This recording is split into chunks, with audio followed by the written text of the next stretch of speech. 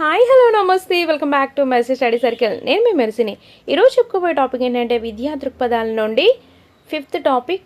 దాంట్లో 4 sub topics. అవి ఏంటంటే ప్రాచీన కాలంలో విద్యా విధానం, తొలి వేదకాలం, మలి వేదకాలపు విద్యా వ్యవస్థ, బౌద్ధ కాలంలో విద్యా విధానం, మధ్యయుగంలో విద్యా విధానం.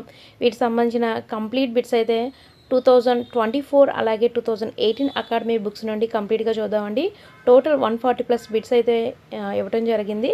ఎక్కడ స్కిప్ చేయకుండా ఎండ్ వరకు చూసేయండి. అలాగే మన ఛానల్ మీకు యూజ్ అనిపిస్తే ఖచ్చితంగా మీ అమూల్యమైన సబ్స్క్రైబ్తో నాకు సపోర్ట్ చేయండి. ఈ వీడియోకి ఇంకా లైక్ చేయకపోతే ఖచ్చితంగా మీ అమూల్యమైన లైక్తో నాకు సపోర్ట్ చేయండి ఫ్రెండ్స్. లేట్ చేయకుండా టాపిక్లకి అయితే వెళ్ళిపోదామా. విద్యా దృక్పథాలు 5th టాపిక్. ప్రాచీన కాలంలో విద్యా విధానం, తొలి వేదకాలం, మలి వేదకాలపు విద్యా వ్యవస్థ. భారతీయ విద్యకు మూల బిందువు ఆధ్యాత్మికతే. ఆధ్యాత్మికతతో పాటు ఐహికత లేదా ఈ లోకం గురించిన అంశాలు కూడా ఉన్నాయి.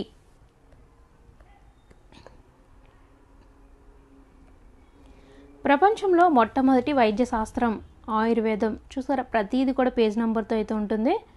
నెక్స్ట్ భారతీయ తత్వశాస్త్రం అతి ప్రాచీనమైనది. దీనిని సంస్కృతంలో దర్శనం అంటారు. దర్శన్ అంటే దర్శించినది. దీనినే వేదాంతం అని కూడా అంటారు. అంటే వేదంలో చెప్పబడిన విషయాలు అనుభవపూర్వకంగా నిర్ధారణ చేసుకొని వాటిని భావాతీత స్థితిలో దర్శించడమే దర్శనం. దీనినే ఆత్మ సాక్షాత్కారం అని, ఆత్మ దర్శనం అని అంటారు.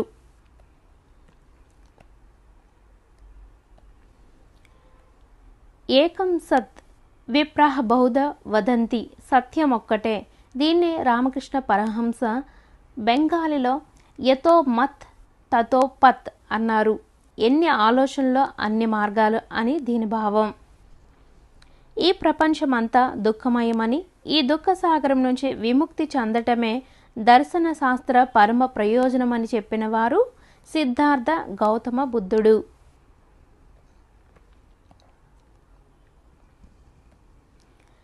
యమ నియమ ఆసన ప్రాణాయామ ప్రత్యాహార ధారణ ధ్యాన సమాధుల ద్వారా పరమపురుషుడైన ఈశ్వరుని దర్శించడం లేక సాక్షాత్కరించుకోవడమే యోగం యొక్క పరమ ప్రయోజనం అని చెప్పిన వారు పతంజలి మహర్షి.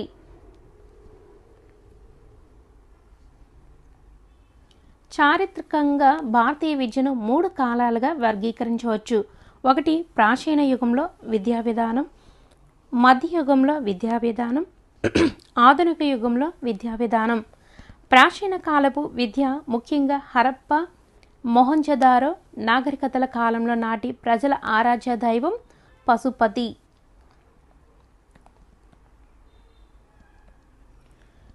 వర్ణాశ్రమ ధర్మాలకు బదులుగా వర్ణ వ్యవస్థ అంటే నిమ్న వర్ణాలు, అగ్రవర్ణాలు కుల వ్యవస్థకు దారితీసింది.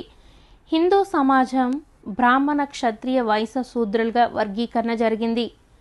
ప్రాచీన భారతదేశంలో హిందూ మత తాత్విక అంశాల ఆధారంగా నిర్వహించబడేది వేద విద్య.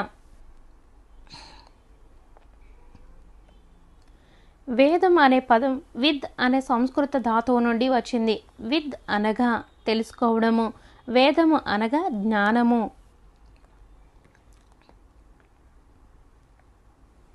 భారతదేశంలో మానవత్వం విస్తరించిన తర్వాత వ్రాయబడిన మొట్టమొదటి లిఖిత గ్రంథం ఋగ్వేదం.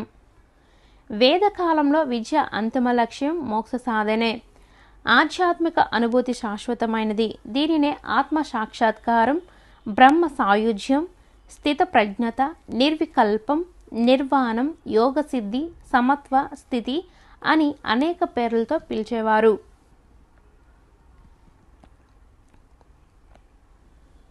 వేదాలు 4. 1 ఋగ్వేదం, 2 యజుర్వేదం, సామవేదం, అధర్ణ వేదం. నెక్స్ట్ వేదాలు అపౌరుషేయాలు. వీటిని శృతులని కూడా అంటారు. ఎగ్జామ్లో మీకు శృతులని వేటిని అంటారు, సో ఇలా అడగొచ్చు.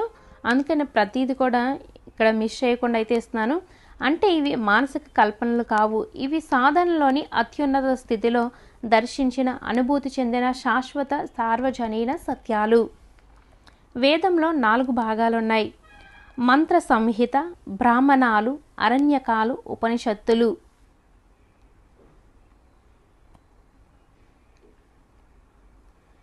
మంత్ర సంహిత బ్రాహ్మణాలను కర్మకాండకు సంబంధించిన భావిస్తారు. ఇవి యజ్ఞ యాగాదులు నిర్వహించే విధానాన్ని వివరిస్తాయి.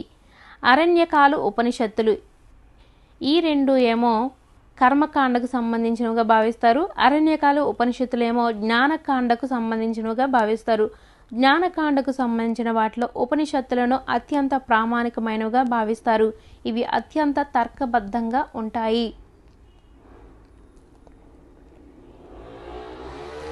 ఉపనిషత్తులు చర్చించే అంశాలు: ఆత్మ, పరమాత్మ, ఇహలోకం, పరలోకం, భౌతికం, పారమార్థికం, ఏది సత్యం, ఏది అసత్యం, ఏది శాశ్వతం, ఏది అశాశ్వతం మొదలైనవి ఉపనిషత్తులు చర్చా రూపంలో, గురు శిష్యుల సంభాషణ రూపంలో ఉంటాయి. ఉపనిషత్తుల సారాంశమే భగవద్గీత. వేద సారాన్ని అతి సంక్షిప్తంగా వివరించేదే భగవద్గీత.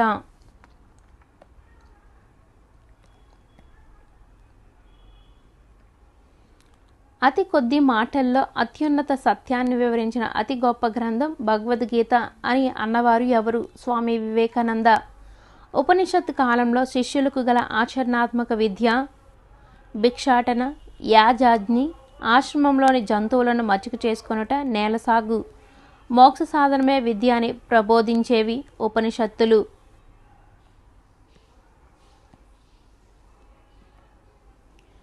ఉపనిషత్ కాలంలోని మహిళలు దీనిలో శిక్షణ పొందారు.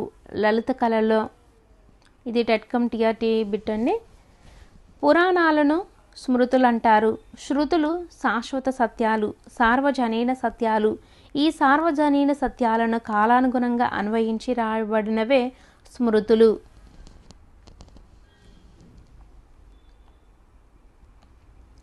ఇతిహాసాలని వేటినంటారు? భాగవతం, భారతం, రామాయణం.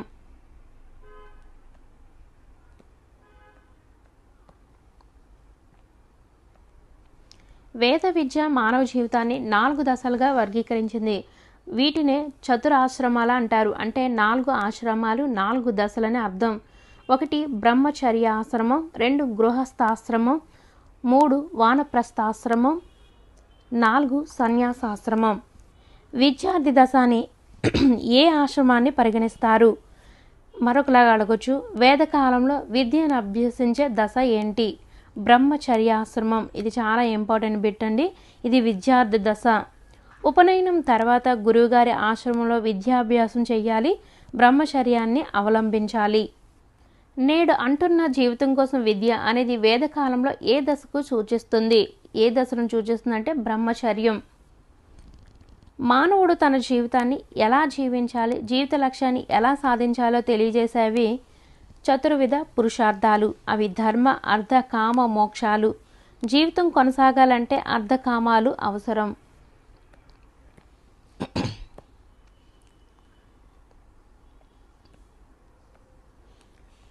తైత్రయోపనిషత్తు పంచకోశాత్మక విద్యను వివరిస్తుంది. అంటే అన్నమయ కోశం, ప్రాణమయ కోశం, మనోమయ కోశం, విజ్ఞానమయ కోశం, ఆనందమయ కోశం. నేడు మనం చదువుతున్న సమగ్ర వికాసం ఇదే.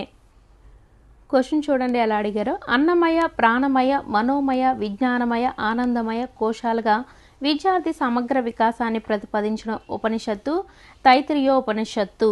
తైత్తిరీయ ఉపనిషత్తు.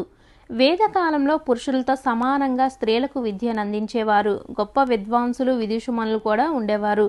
అయితే వారిలో గార్గి, మైత్రేయి, లోపాముద్ర, ఇంద్రాణి మొదలైన వారు గొప్పవారు ఉండేవారు.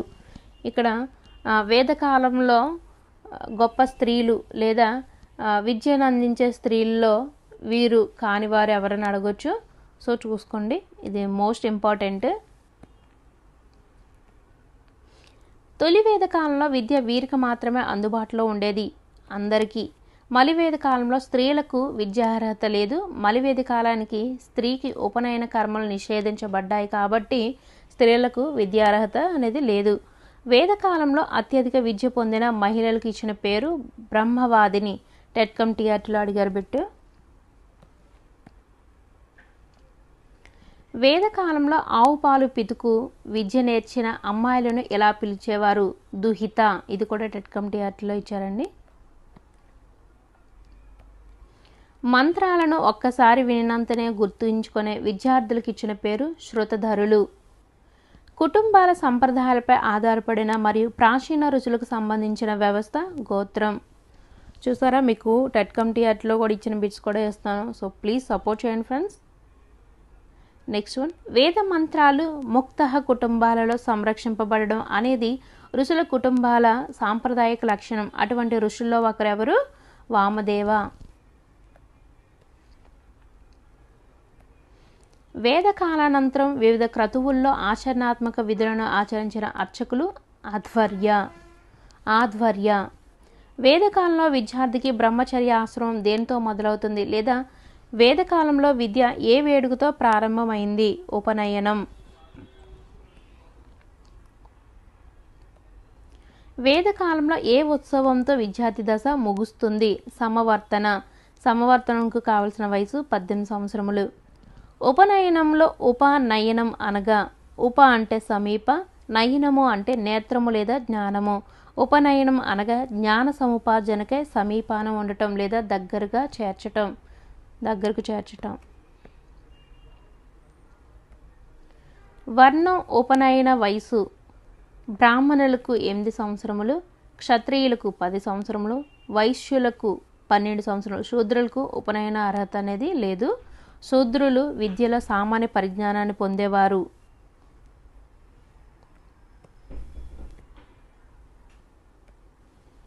ఉపనయనంలో భాగంగా గురువు శిశువు చెవిలో ఏ మంత్రాన్ని జపించేవాడు? గాయత్రి మంత్రం.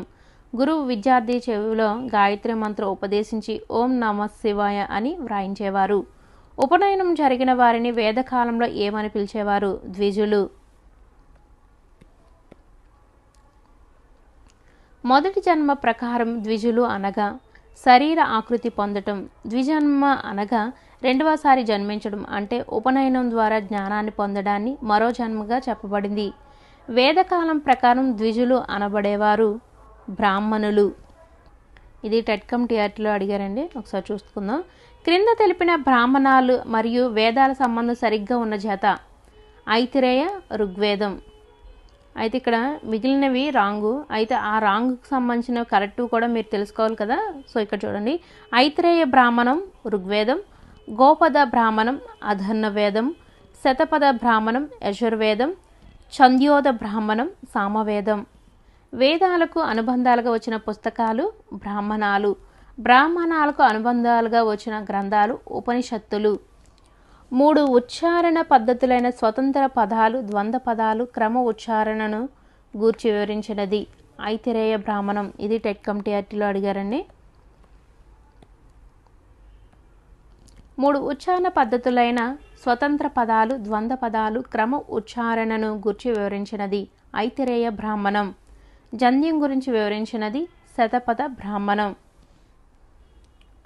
ఉపనయనం తర్వాత శిష్యర్కం స్వీకరించిన విద్యార్థులను ఏమని పిలుస్తారు? వాసి, అంతేవాసి, గురువుల వాసి.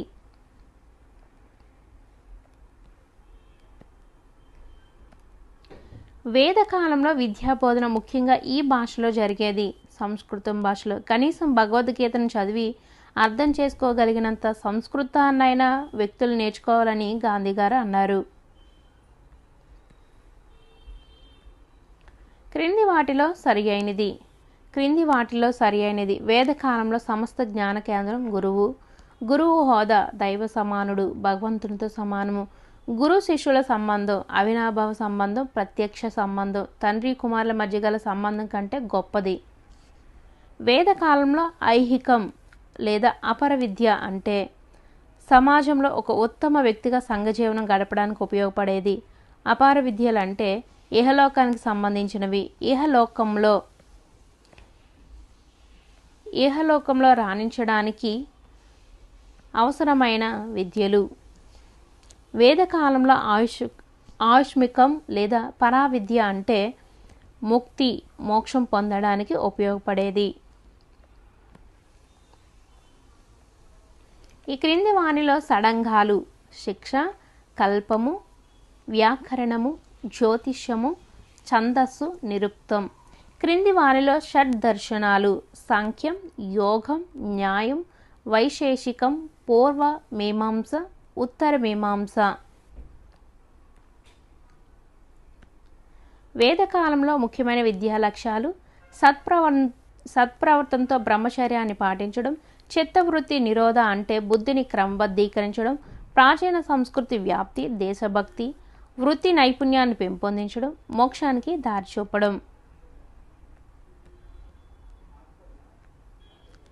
వాచిక పద్ధతిలోని దశలైన శ్రవణం, మననం, నిధిధ్యాసనం ఏ మతం అభ్యసన ప్రక్రియ. వేదకాల విద్యా విధానం. ఉపాధ్యాయులు పలికిన పదాలను, శ్లోకాలను శ్రద్ధగా వినే దశ శ్రవణం. మనసులో వల్లి వేయడం, విన్న వాటిని గుర్తుకు తెచ్చుకోవడం మననం. సంపూర్ణ జ్ఞానం ఈ దశలో జరిగేది నిధిధ్యాస. అంటే ఈ మూడు కూడా అర్థం ఏంటని మీకు ఇక్కడ క్లియర్గా ఇచ్చాను బ్రాకెట్స్లో. వైద్య విద్యలో అత్యంత ఉన్నతమైన విద్యాపీఠంగా రూపొందినది తక్షశిల. గుప్తుల కాలంలో వర్ధిల్లిన ప్రధాన విద్యా కేంద్రాలు వారణాసి, నలంద. ఆనాటి విద్యా కేంద్రాలు ఆరామాలు, విహారాలు, విద్యా విజ్ఞాన కేంద్రాలుగా అభివర్ణించబడ్డాయి. అవే నలంద, తక్షశిల, విక్రమశిల, ఉద్దాంతపుర మొదలైనవి. ఈ క్రింది వారిలో వేదకాల బోధనా పద్ధతి. వాచిక, మౌఖిక, వివరణ పద్ధతి. గురుకులాల్లో అనుసరించబడే పద్ధతి మానిటోరియల్ పద్ధతి. ఈ విధానంలో తరగతిలో సీనియర్ విద్యార్థులు జూనియర్ విద్యార్థులకు బోధిస్తారు. బెల్ సిస్టమ్ అనేది దేనికి ప్రేరణగా చెప్పవచ్చు. వేదకాల విద్య. బెల్ సిస్టమ్ అనగా సీనియర్ విద్యార్థి జూనియర్ విద్యార్థులకు విద్యను నేర్పటం.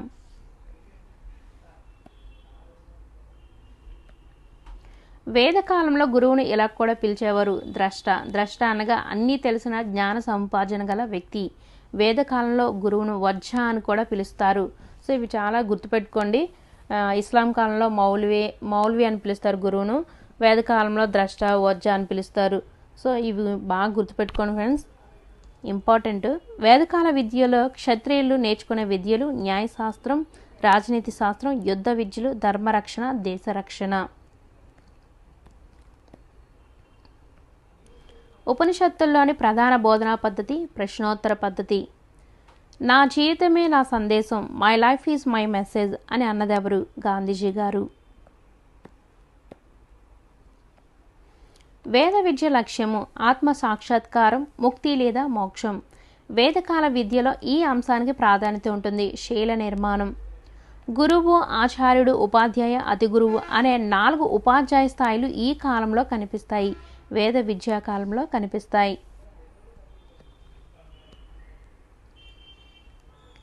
నేటికి భారత సామాజిక వర్గాల వారిలో అత్యధిక నిరక్షరాస్యులుగా ఉండడానికి ఈ విద్య కారణం. వేద విద్య. వేదకాలంలో బ్రహ్మచర్యాశ్రమమును ప్రస్తుత తరాల వారు ఏ విధంగా పిలుచుకుంటున్నారు? Student life. గురువు కాగల అర్హతను ఒక్క వర్ణానికే పరిమితం చేసిన విద్య వేద విద్య. వేద విద్యలో లోపాలు: శూద్రులకు విద్య అందకపోవడం, ప్రజల భాషల్లో బోధన లేకపోవడం, ఉన్నత కఠిన క్రమశిక్షణ ఉండటం, ఆధ్యాత్మిక అంశాలకు అతి ప్రాధాన్యత ఇవ్వటం, విద్యార్థికి అభ్యసనలో స్వేచ్ఛ లేకపోవటం, గురు అర్హత బ్రాహ్మణులకు మాత్రమే పరిమితం చేయటం. ఈ వీడియోకి ఇంకా లైక్ చేయకపోతే ప్లీజ్ లైక్ చేసేయండి ఫ్రెండ్స్. 5th టాపిక్ బౌద్ధ కాలంలో విద్యా విధానం, మధ్యయుగంలో విద్యా విధానం. బౌద్ధ విద్యా విధానం ఎవరి బోధనల ద్వారా నిర్మింపబడింది? లేదా మరొకలా అడగవచ్చు, బౌద్ధ మతానికి మూలకారకుడు ఎవరు? బుద్ధుడు. బుద్ధుని అసలు పేరు సిద్ధార్థుడు. బుద్ధుడు జన్మించిన ప్రదేశం లుంబిని. తండ్రి శుద్ధోదనుడు, తల్లి మాయాదేవి. గౌతమ బుద్ధుడిని ఆసియా జ్యోతి అని కూడా పిలుస్తారు. హిందూ మతంలోని లోపాలను సంస్కరించడానికి భారతదేశంలో ప్రవేశించిన మతం బౌద్ధ మతం. మోక్ష సాధన ప్రధాన ధ్యేయంగా ఆవిర్భవించిన మతం బౌద్ధ మతం. ఈ బౌద్ధ మతం ఏ శతాబ్దంలో ప్రారంభమైంది? 6వ శతాబ్దంలో.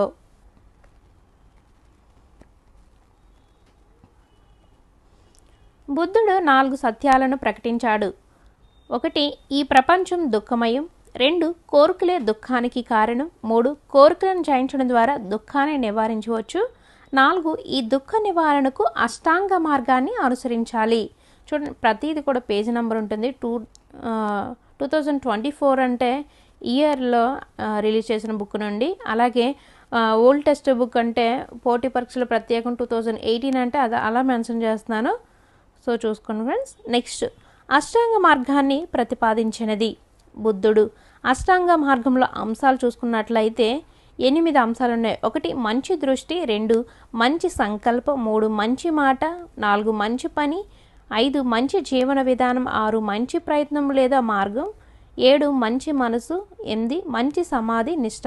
నెక్స్ట్ వన్, అష్టాంగ యోగాన్ని ప్రవచించినది పతంజలి మహర్షి. అయితే ఇక్కడ అష్టాంగ మార్గాన్ని ప్రతిపాదించినది బుద్ధుడు, అష్టాంగ యోగాన్ని ప్రవచించినది పతంజలి. బుద్ధుని ప్రసంగాలు, కథలు, ప్రవర్తన నియమావళి మొదలైన వాటన్నిటినీ కలిపి ఏమంటారు? బౌద్ధ వాజ్మయం. బౌద్ధ వాజ్మయంలోని త్రిపీఠకములు ఏ భాషలో ఉన్నాయి? పాలి భాషలో. అయితే ఈ త్రిపీఠకములు ఏంటంటో చూద్దాం. వినయ పీఠిక, సుత్త పీఠిక, అభిధమ్మ పీఠిక. ఇక్కడ మీకు ఎగ్జామ్లో క్రింది త్రిపీఠకంలో లేనిది ఏంటి అని అడుగుతారు. సో చూసుకోండి ఫ్రెండ్స్. నెక్స్ట్, బౌద్ధ విద్యల ఈ ఉత్సవంతో విద్యార్థి దశ ప్రారంభమవుతుంది. పబ్బజ్జ అనగా ముందుకు పోవడం, గోయింగ్ ఫోర్త్.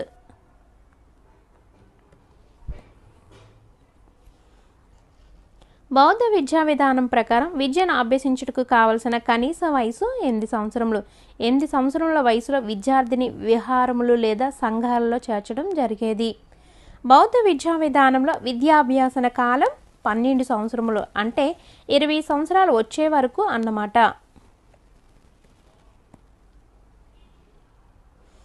బౌద్ధ విద్యా విధానంలో బోధన భాష పాలి, ప్రాకృతం. ఇది 2018 టెక్స్ట్ బుక్ నుండి అయితే 2024 ఈ రీసెంట్గా బుక్ చూసుకున్నట్లయితే విద్య మాతృభాషలోనే ఉండేది. అయితే ప్రాథమిక స్థాయిలో పాలీలోను, ఉన్నత స్థాయి విద్యలోని సంస్కృతంలోనూ ఉండేది. ఉన్నత స్థాయి విద్య సంస్కృత భాషలో ఉండేది. పాత టెక్స్ట్ బుక్ని బట్టి పాలి, ప్రాకృతం అని ఉంది. సో చూసుకోండి ఫ్రెండ్స్, మీకు ఆప్షన్ బట్టి మీరు ఆన్సర్ చేయాల్సి ఉంటుంది. నెక్స్ట్, భారతదేశంలో తొలిసారిగా మాతృభాషలో విద్యా బోధన చేసిన వారు బౌద్ధులు. బౌద్ధ కాలం నాటి విద్యా కేంద్రాలు విహారాలు, మఠాలు.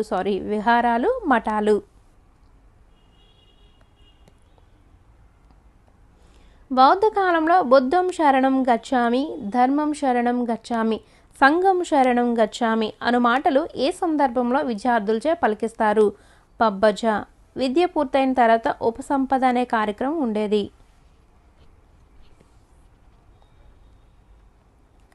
ఉపసంపద అనే ఉత్సవం జరిపించాలంటే బౌద్ధ కాలంలో శిశువు యొక్క వయసు ఎంత ఉండాలంటే 20 సంవత్సరములు.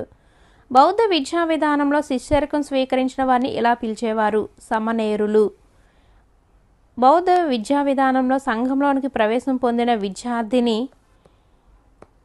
ఏమనేవారు? సమ్మేర్. బౌద్ధ కాలంలో ఉపాధ్యాయుని అర్హత సకల శాస్త్రాల్లో పండితుడై ఉండాలి, పూర్తి ఆరోగ్య విషయాలు తెలిసి ఉండాలి, 10 సంవత్సరాలు సన్యాసిగా ఉండాలి. ఇది చాలా ఇంపార్టెంట్.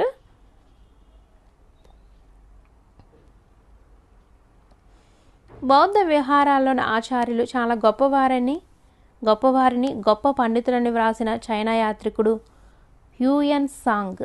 బౌద్ధ విహారాల్లోని ఆచార్యులు చాలా గొప్ప పండితులని వ్రాసిన చైనా యాత్రికుడు హ్యూయన్ సాంగ్. బౌద్ధ కాలంలో గురు శిష్యుల మధ్య సంబంధం తండ్రి కొడుకుల సంబంధం. బౌద్ధ కాలంలో ఎలిమెంటరీ విద్యలో ఏం నేర్పేవారు? 3Rs. 3Rs అనగా చదవడం, రాయడం, లెక్కలు చేయటం. బౌద్ధ కాలంలో ముఖ్య ఉద్దేశం నిర్వాణం లేదా మోక్ష సాధన. బౌద్ధ కాలంలో విద్య అంతిమ లక్ష్యం నిర్వాణం లేదా మోక్షం. ప్రపంచంలోని మొట్టమొదటిసారిగా అందరికీ విద్యను అందించిన విద్యా విధానం బౌద్ధ విద్య. బౌద్ధ విద్య మూల సూత్రం అందరికీ విద్య. బెంగాల్లోని టోల్ అనే విద్యా వ్యవస్థ అనుసరించిన మత విద్యా విధానం బౌద్ధ విద్య. బౌద్ధ కాలం నాటి విద్యా లక్ష్యం విముక్తి, జీవికకు సిద్ధం చేయుట, నైతిక అభివృద్ధి, అహింస, నిరాడంబర జీవితం. బౌద్ధ కాలంలో అతి ప్రధానమైన బోధనా పద్ధతి ఉపన్యాస పద్ధతి. చర్చా పద్ధతి కూడా అమలులో ఉండేది. బౌద్ధ బోధన విధానంలో ఆచరించిన పద్ధతులు వాచక, ప్రశ్నోత్తర చర్చ, సంభాషణ. సార్వజనీన విద్యను ప్రతిపాదించినది బౌద్ధ విద్య. బౌద్ధ విద్యా విధానంలో పాఠ్యాంశం గణితం, తర్కం, ఛందస్సు.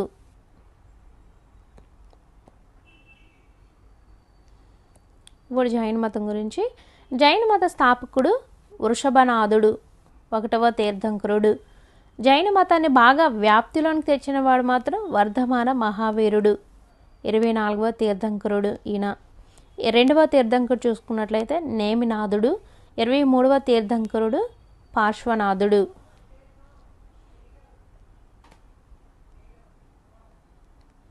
జైన మతాన్ని బాగా వ్యాప్తిలోకి తెచ్చిన ఋషులను ఏమంటారు? తీర్థంకరులు. 24 మంది తీర్థంకరులు ఉన్నారు. అయితే 1వ తీర్థంకరుడు వృషభనాథుడు, 2వ తీర్థంకరుడు నేమినాథుడు, 23వ తీర్థంకరుడు పార్శ్వనాథుడు, 24వ తీర్థంకరుడు వర్ధమాన మహావీరుడు. ఇతడు బుద్ధుని సమకాలీనుడు. ఈయనే చివరి తీర్థంకరుడు. జైన అనే పదము జిన అనే శబ్దం నుండి వచ్చినది. జినుడు అంటే జయించినవాడు. ఇక్కడ జయించినవాడు అంటే తనను తాను జయించినవాడని అర్థం. వర్ధమాన మహావీరుని జన్మస్థలం చూసుకున్నట్లయితే వైశాలి. క్షత్రియ కుటుంబానికి చెందినవాడు. తండ్రి సిద్ధార్థుడు, తల్లి త్రిశల. వర్ధమాన మహావీరుడు ఏ దేశాల్లో తన తత్వాన్ని ప్రచారం చేశాడు? అంగ, మిథిల, కోశల, మగధ. తన 43వ ఏట తపోసిద్ధి పొందినాడు. ఒక్కొక్కసారి ఇలా కూడా అడగవచ్చు, ఏ ఏట వర్ధమాన మహావీరుడు తపోసిద్ధి పొందాడనేసి. సో అంటే టెక్స్ట్ బుక్లో ఏది వదలకూడదనే ఉద్దేశంతో అనేస్తున్నాను. నెక్స్ట్ వన్, త్రిరత్నాలను పంచమహావ్రతాలను ఆచరించినట్లయితే జినత్వం సిద్ధిస్తుందని బోధించిన తీర్థంకరుడు ఎవరంటే వర్ధమాన మహావీరుడు. అయితే ఈ త్రిరత్నాలు ఏంటంటే, త్రిరత్నాలు పంచమహావ్రతాలు ఈ మతంలో భాగాలు. ఒక్కొక్కసారి క్వశ్చన్లకు కూడా అడగవచ్చు జైన మతంలో. ఇది డైరెక్ట్ బిట్. అయితే ఇక్కడ త్రిరత్నాలు అంటే ఏంటో చూద్దాము. త్రిరత్నాలు అంటే సమ్యక్ దర్శనం, సమ్యక్ జ్ఞానం, సమ్యక్ చరితం. పంచమహావ్రతాలు ఏంటంటే అహింస, సత్యం, అస్తేయం, బ్రహ్మచర్యం, అపరిగ్రహం. జైనుల కాలంలో విద్యా లక్ష్యం నిర్యాణాన్ని సాధించడమే జీవిత లక్ష్యం. తీర్థంకరుల జీవితాలను, బోధనలను అధ్యయనం చేయాలి. త్రిరత్నాలను, పంచవ్రతాలను అధ్యయనం చేయాలి, ఆచరించాలి. గురువు జీవితం త్యాగమయమై, విద్యార్థి జిజ్ఞాసవై, సాధకుడై ఉండాలి. ఏ కాలంలో స్త్రీ పరిణయం వరకు విద్యాభ్యాసం కొనసాగించవచ్చు? జైన మత కాలంలో. జైనుల బోధన విధానంలో ఆచరించిన పద్ధతులు చూసుకున్నట్లయితే మౌఖిక పద్ధతి, చర్చా పద్ధతి, ప్రశ్నోత్తర పద్ధతి, వివరణ పద్ధతి, స్వీయ అధ్యయనం, వల్లెవేయడం. మధ్యయుగంలో కొత్తగా వచ్చిన విద్యా సాంప్రదాయం. ఇక్కడ నుంచి మధ్యయుగం నుంచి సంబంధించిన బిట్స్ ఉంటాయి. ఇస్లామిక్. ఈ ఇస్లామిక్ విద్య ఏ శతాబ్దాల కాలంలో కొనసాగింది? క్రీస్తు శకం 10 నుంచి 18. భారత చరిత్రలో మధ్యయుగ కాలంలోని విద్యను చరిత్రకారులు ఈ విధంగా పరిగణించారు. ఒక చీకటి యుగంగా పరిగణించారు. అంధకార యుగం అని కూడా అంటారు. నలంద విశ్వవిద్యాలయాన్ని ధ్వంసం చేసింది ఎవరు? బక్తియార్ ఖిల్జీ. నలంద విశ్వవిద్యాలయాన్ని ధ్వంసం చేసి వేల మంది విద్యార్థులను, ఉపాధ్యాయులను చంపివేసినాడు. ఒక పెద్ద గ్రంథాలయాన్ని తగలబెట్టినాడు. ఇస్లామిక్ విద్యాలయాలను ఏమంటారు? మక్తాబ్లు, మదర్సాలు. మక్తబ్ అనే పదం ఏ భాషా పదం? ఉర్దూ. మక్తబ్ అనే పదం దేని నుండి గ్రహింపబడింది? కుతుబ్ అనే అరబిక్ పదం నుండి గ్రహించబడింది. కుతుబ్ అనగా వ్రాత నేర్పే ప్రదేశం. మదర్సాలు అనగా ఉన్నత పాఠశాలలు లేదా మాధ్యమిక పాఠశాలలు. మదర్సా అంటే అధ్యయన కేంద్రం అని అర్థం. 1192లో మన దేశంలో మక్తబ్ అనే ఎలిమెంటరీ పాఠశాలను ఏర్పాటు చేసిన వారు మహమ్మద్ గోరీ. మొదటి మక్తబ్ను మహమ్మద్ గోరీ భారతదేశంలో అజ్మీర్ ప్రాంతంలో ఏర్పాటు చేశారు. ఇంకొకసారి ఎగ్జామ్లో అడగొచ్చు, మొదటి మక్తబ్ను మహమ్మద్ గోరీ భారతదేశంలో ఏ ప్రాంతంలో ఏర్పాటు చేశారని అడగొచ్చు. అజ్మీర్ ప్రాంతంలో. ఇస్లాంలో ప్రాథమిక పాఠశాలను డాష్ అంటారు, మక్తాబ్లు అంటారు. ఇందులో విద్యార్థులకు చదవడం, రాయడం, ఖురాన్, ప్రాథమిక ప్రార్థనలను నేర్పేవారు. ఇది డైరెక్ట్ బిట్ అండి టెక్స్ట్ బుక్లో. ఇస్లాంలో మాధ్యమిక పాఠశాలను ఎలా పిలిచేవారు? మదరసాలు. వీటిలో ఉన్నత స్థాయి విద్యను అందజేసేవారు. ఈ మదరసాల్లో తర్కం, ఇస్లామిక్ తత్వశాస్త్రం, సాహిత్యం, న్యాయశాస్త్రం నేర్పేవారు.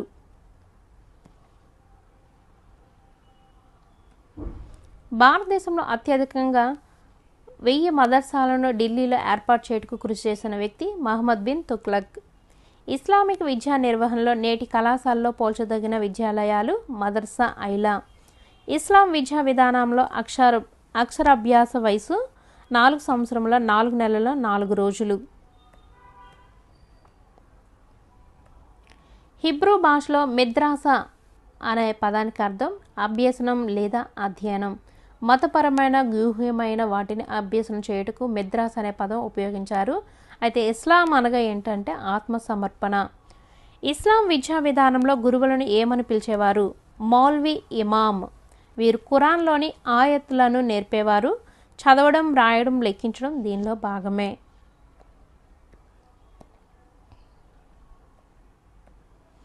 ఇస్లాం విద్యా విధానంలో అక్షరాభ్యాస వయసు 4 సంవత్సరాల 4 నెలల 4 రోజులు. మధ్యయుగంలో 4 సంవత్సరాల 4 నెలల 4 రోజులు నిండిన పిల్లవానికి విద్య నేర్పుట ప్రారంభించడాన్ని ఏమంటారు? బిస్మిల్లా. Repeat again. మధ్యయుగంలో 4 సంవత్సరముల 4 నెలల 4 రోజులు నిండిన పిల్లవానికి విద్య నేర్పుట ప్రారంభించడాన్ని ఏమంటారు? బిస్మిల్లా.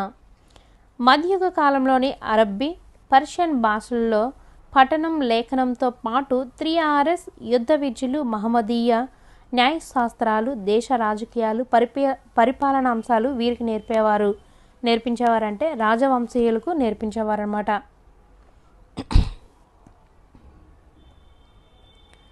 మధ్యయుగ కాలంలో ఉన్నతోద్యోగులుగా నియమించబడాలంటే నిత్య జీవితానికి పనికి వచ్చే అబ్దుల్ ఫజిల్ ఆశించిన విద్యాంశాలైన నీతి శాస్త్రం, గణితం, వ్యవసాయం, ఖగోళం, గృహ విద్యలు, రాజనీతి శాస్త్రములతో పాటు వీటిని కూడా చదవాలి. తిబ్బూరితి ఇలాహీ చరిత్ర.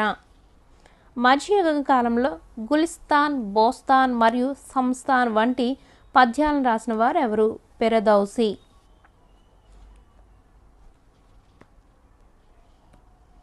మహమ్మదీయుల విద్యాభ్యాసం ఈ ఉత్సవంతో ప్రారంభమవుతుంది. బిస్మిల్లా. ఇస్లాం కాలంలో బాలలకు విద్యా సౌకర్యం లేదు. అయితే ధనవంతులైన బాలికలకు ఇంటిలో విద్య జరిగేది. అప్పుడు ఏ వేడుకతో ప్రారంభమయ్యేది అంటే జార్సిఫానీ. ఇది చాలా ఇంపార్టెంట్ బిట్.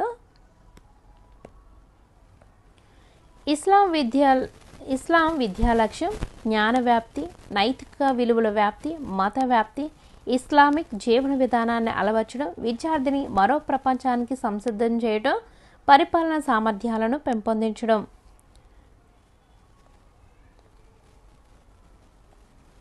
విద్యా విధానంలో శిక్షలు, బహుమతులు ప్రవేశపెట్టిన విద్యా విధానం ఇస్లాం విద్య. చక్కని ప్రవర్తన, విద్యాబుద్ధులు కలిగిన విద్యార్థులకు సనార్ సర్టిఫికెట్ ప్రదానం, టమ్స్ లేదా మెడల్స్ విద్యా అనంతరం ఇచ్చేవారు.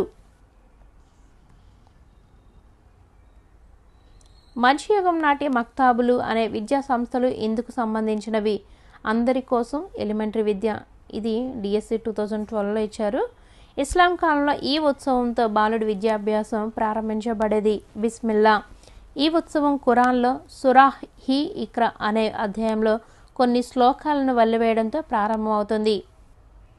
ఇస్లాం కాలంలో ప్రాథమిక పాఠశాలను ఇలా పిలిచేవారు? మక్తాబ్. ఇది కూడా టెట్కమ్ టీఆర్టీలో ఇచ్చారండి. సో అవి కూడా వదలట్లేదు, మీకు టాపిక్ వైజ్గా అయితే ఇస్తున్నాను. ఇస్లాం విద్యా విధానంలో బోధనా భాష అరబిక్, పర్షియన్. ఇస్లామిక్ ప్రఖ్యాత విద్యా కేంద్రాలు మాల్వా, ఖండేస్, బీజాపూర్, జాన్పూర్, బీదర్, గోల్కొండ, ఆగ్రా, ముల్తాన్, లక్నో, ఢిల్లీ. చూడండి, ప్రతిదీ పేజ్ నెంబర్ ఉంటుంది. మీకు డౌట్ వచ్చినట్లయితే టెక్స్ట్ బుక్ రెఫర్ చేయొచ్చు. నెక్స్ట్, ముస్లిం విద్యా విధానంలో తబ్సీ, రియాజీ, ఇలాహీ అంటే ఏంటి? తబ్సీ అంటే వైద్య విద్య, రియాజీ అంటే విజ్ఞాన శాస్త్రం, గణితం, ఖగోళం. అయితే విజ్ఞాన శాస్త్రంలోని భాగమే గణితం, ఖగోళం అన్నమాట. ఇలాహీ అంటే ఆధ్యాత్మిక చర్య. నెక్స్ట్, ఇదే ఇంపార్టెంట్. యునానీ లేదా ఆయుర్వేద వైద్యశాస్త్రం. వైద్యం వీరికి సంబంధించినది. ముస్లింలు ఒక్కొక్కసారి యునాని అంటే ఏంటి అని అడుగుతారు. ఆయుర్వేద వైద్యశాస్త్రం. ఇస్లాం స్త్రీకి మక్తబ్ మదర్సాలలోనికి ప్రవేశం లేకపోవడానికి కారణం పరదా పద్ధతి. మరొకలా కూడా అడగొచ్చు. ఇస్లాం విద్యా విధానంలో స్త్రీలకు విద్యా సౌకర్యం లేదు, ఎందువల్ల? కారణం ఏంటంటే స్త్రీలు పర్దా ధరించేవారు, అంటే బోర్ఖా అన్నమాట. ఇస్లాం విద్యా విధానంలో బోధనా పద్ధతి, ఉపన్యాస పద్ధతి, అనుమానోత్పత్తి, వాచక పద్ధతి, చర్చా పద్ధతి. వీరి విద్యా విధాన కాలంలో వార్షిక పరీక్షలు ఉండేవి కావు. ముస్లిం విద్య ఈ కాలంలో ముద్రిత పుస్తకాలు లేకపోవడం వల్ల ఆరంభంలో కట్టె పుస్తకాలను ఉపయోగించేవారు. వీటినే టాక్టీస్ అని పిలిచేవారు.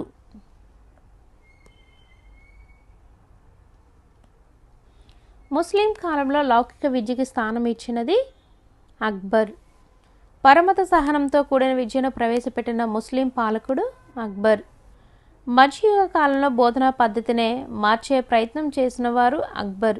ముఖ్యంగా సూక్తులు, ప్రార్థనను అవగాహన చేసుకోవాలి తప్ప కంఠస్థం చేయరాదు. జరిగిన పాఠాన్ని వెంటనే స్మృతికి తెచ్చుకోవాలని మక్తబ్లలో ఖురాన్ను కొంత భాగం నేర్పించి కంఠస్థం చేయించేవాడు.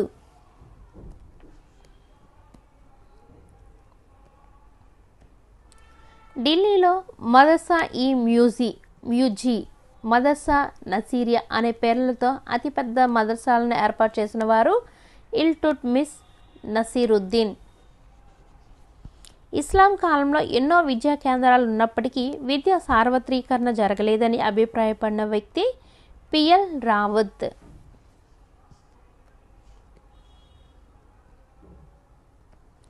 మాతృభాషలో విద్యను బోధించమని ఆజ్ఞాపించిన ముస్లిం పాలకుడు ఔరంగజేబ్. ఇస్లాం సాంప్రదాయం ఏ అంశానికి ప్రాధాన్యత ఇచ్చింది? మతానికి. మేధావి కలంలోని సిరా దేశభక్తుడి రక్తం కంటే మిన్న అని వీరి భావన, ముస్లింల భావన. భారతదేశంలో హిందూ విశ్వవిద్యాలయాల పతనానికి వీరి దండయాత్రలే కారణం. మహమ్మద్ గజ్నీ.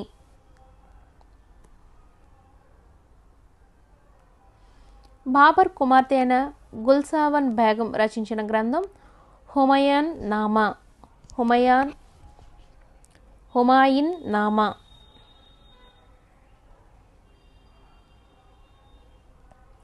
బంగారం దానం చేయడం కంటే బాలుడికి విద్య చెప్పించడం ఉత్తమ కార్యం అని అభిప్రాయపడినవారు మహమ్మద్ ప్రవక్త.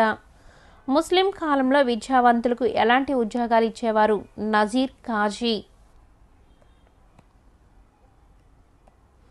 ముస్లిం కాలంలో విద్యను హిందువులు ఏ పూజ చేసి విద్యను ఆరంభించేవారు? సరస్వతీదేవి పూజ.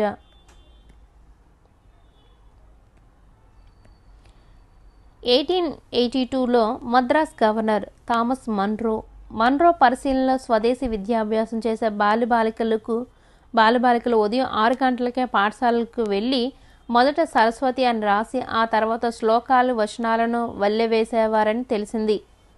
ఈ పాఠశాలలో మానిటరింగ్ పద్ధతి అమల్లో ఉన్నట్లుగాను తఖ్తా అను పేరుతో కట్టె పలకలు వాడుతున్నట్లు కూడా మన్రో వివరించాడు. ఎవరి రాకతో ఇస్లాం విద్యా విధానం అంతరించింది? క్రైస్తవ మిషనరీలు.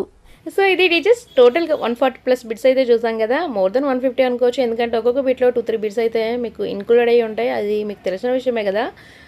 ఈ వీడియోస్ మీకు యూజ్ అనిపిస్తే మాత్రం ఖచ్చితంగా మీ అమూల్యమైన సబ్స్క్రైబ్ నాకు సపోర్ట్ చేయండి ఫ్రెండ్స్. ఈ వీడియోకి ఇంకా లైక్ చేయకపోతే ప్లీజ్ లైక్ చేసేయండి. మరెన్నో అప్డేట్స్ కోసం మన ఛానల్ చూస్తూ ఉండండి. Thank you for watching.